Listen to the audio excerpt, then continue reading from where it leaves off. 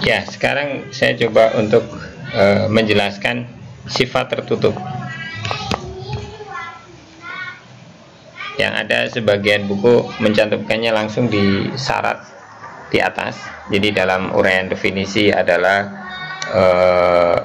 himpunan dengan dua operasi, di mana operasi tersebut bersifat tertutup dan memenuhi, baru menyebutkan 8. Tapi ada juga yang menyebutkan dan memenuhi syarat di sifat tertutupnya disebutkan di situ. Jadi nanti perbedaan 8 dan 10 biasanya ada di situ. Apa itu sifat tertutup? Secara definisi begini. Misalnya operasi jumlah, entah vektor atau apalah, bersifat tertutup. Apa artinya? Tertutup. Berarti misalnya saya punya himpunan H, ya kan? Himpunan H punya elemen H1, H2 sampai Hn. Nah, gitu. Apa yang disebut sifat tertutup?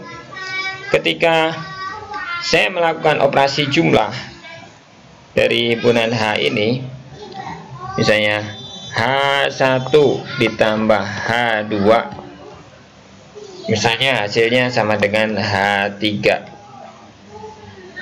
Oke, H3 ini adalah H3 ini juga anggota H.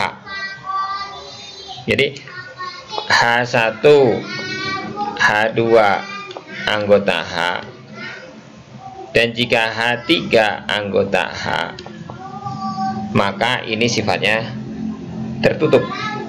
Jadi dipastikan untuk setiap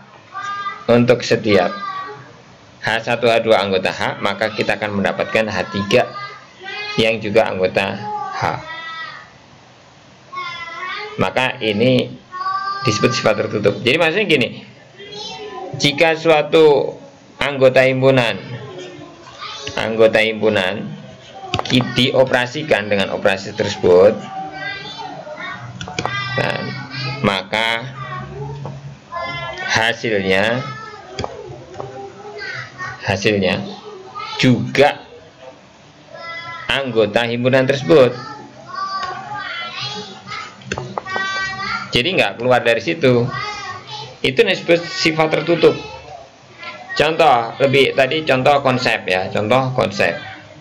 Contoh real, misalnya penjumlahan biasa untuk bilangan bulat. Bilangan bulat itu apa? Integer. Integer itu dari min tak hingga, ya kan? Min 2, min 1, 0, 1, 2 sampai tak hingga. Tapi nggak ada pecahan, ya kan? Nggak ada. Dia bulat, integer. Penjumlahan tertutup nggak? Kita coba ambil dua bilangan bulat, sembarang bilangan bulat, misalnya 3 ditambah 4, hasilnya berapa? 7. 3 tambah 4 anggota bilangan bulat, ya. 7 anggota bilangan bulat, ya. Apakah setiap anggota bilangan bulat yang kita ambil dia pasti hasilnya anggota bilangan bulat? Anda bisa tunjukkan bahwa untuk setiap anggota bilangan bulat saya jumlahkan, hasilnya ada yang bukan bilangan bulat.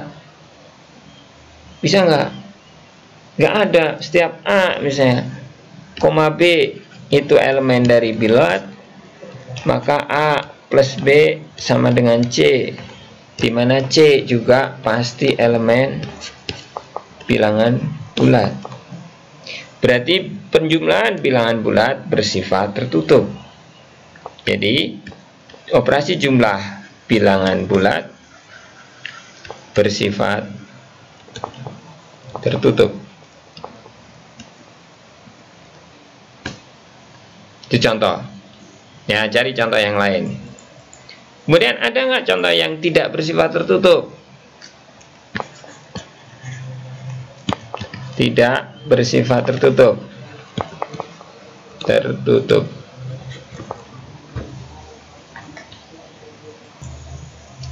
Bisa kita gunakan operasi bagi. Nah, sekarang kita gunakan operasi bagi untuk bilangan bulat. Bilangan bulat lagi.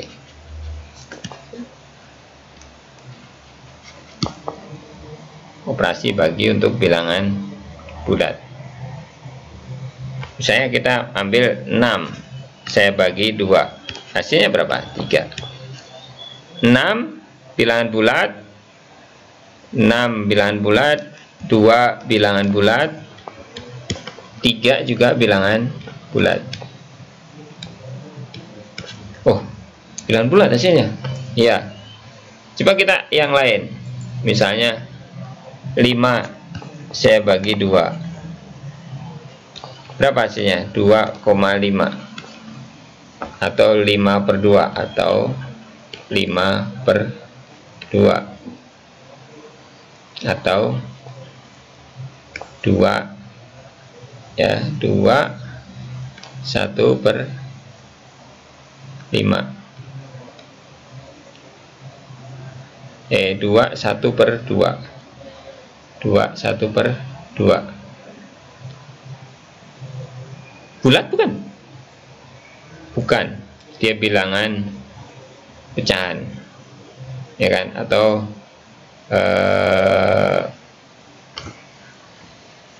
rasional, ya kan? Bilangan rasional. Jadi ketika saya ngambil ini elemen bulat 5 dan 2, dan hasilnya ternyata 2,5 ini elemen rasional. Jadi dia keluar dari anggotanya. Iya, ini bukan anggota bulat, bukan anggota bilangan bulat. Berarti di sini tidak tertutup. Ini yang disebut sifat tertutup. Jadi di sini bisa diikuti sifat tertutup. Ini penting. Sifat tertutup ini penting, dan nanti kita akan ulang-ulang tentang sifat tertutup. Ketika kita tahu sifat tertutup, bayangkan bahwa ada sekumpulan himpunan yang jumlahnya banyak, kita tahu sifatnya saja. Kalau kita mensensus anggotanya sangat banyak. Kemudian, tapi kita tahu ketika ada ini, oh iya itu memenuhi ciri, berarti dia anggota. Gitu loh. Jadi kita sekarang harus punya kerangka berpikir bahwa kita menangani sesuatu yang banyak, yang kita hanya tahu sifatnya saja. Anda mungkin nggak kenal seluruh mahasiswa UIN, mungkin, tapi sulit lah ya. Cuman gimana bukti bahwa dia mahasiswa UIN? Punya KTM UIN, atau di si akadnya ada. Nah, ketika NIM, oh ada namanya, oh berarti dia mahasiswa UIN. Dia punya NIM.